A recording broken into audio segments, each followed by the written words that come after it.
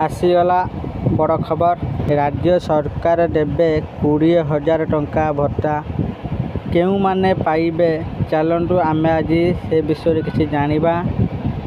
नमस्कार दर्शक बंधु मु दीपू आपन को आउ एक वीडियो स्वागत जनाउची। आशा करी आपन को वीडियो भल लागिबो।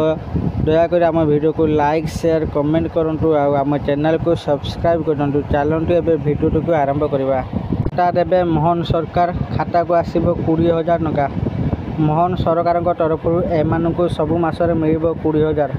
मुख्यमंत्री कार्यालय पक्षरु ए संबंधी बड़ घोषणा करा जायछि। राज्य सरकार देबे भत्ता प्रति मास खाता को आसीबो 20,000 टंका। आसंतु जानिबा किए पाइबो एई लाभ।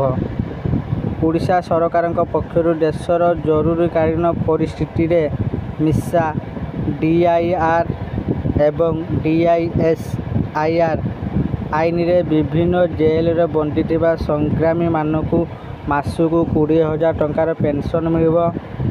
आउ जरूरीकालीन परिस्थिति समय रे बंदी मानकु मासिक पेंशन प्रदान संबंध रे विधानसभा मान्यवर मुख्यमंत्री विवृत्ति रखिछन। 25 जून 1975 मसीहारू 21 मार्च 1977 मसीहा पर्यंत जातीय जरूरीकालीन परिस्थिति समय रे एमआईएसए डीआईआर एवं डीआईएसआईआर प्रभृति आईन बल गिरफ होइथिबा बंदी मानकु सरकार द्वारा मासिक पेंशन देबा पई बड़ स्वाधीनता दिवस रे घोषणा करा जायतिला। गत स्वाधीनता दिवस रे घोषणा करा जायतिला। सेही घोषणा मुताबिक सरकार द्वारा एक संकल्प पत्र 13 जनवरी 2025 तारिख रे जारी करा जायतिला। सेही संकल्प पत्र रे जरूरीकालीन परिस्थिति समय रे बंदी होइतिबा व्यक्ति मानकु जिलापाल मानक निकट रे आवेदन करने को घोषणा करा जायतिला।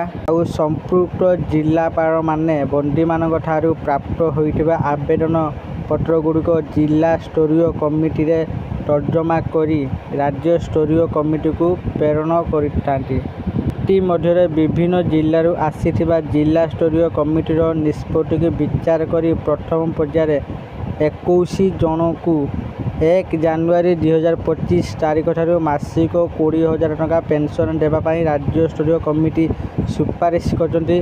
राज्य सरकार इतिमध्य एहाको अनुमोदन करछन्ती। एमआईएसए डीआईआर एवं डीआईएसआईआर बंदी मानक ठारू ग्रहण होइथिबा अन्य आवेदन पत्र गुड़िक विचार करा जाई परवर्ती पर्याय से मानक मध्य एही सुविधा प्रदान करा जिवो। केउ मानकु मिलिबो 20,000 टंका राज्य सरकार देवे भत्ता आकार आपण माने बुझीगले। आशा करछि आपन को एई भिडियोटी भल लागिथिबो। जदि आम भिडियो आपण मान को भल लागुची आम भिडियो को लाइक शेयर कमेंट करंतु। आउ ताहा सह प्रथम थोड़ा आम चैनल को आसितले आम चैनल को सब्सक्राइब करदंतु। धन्यवाद।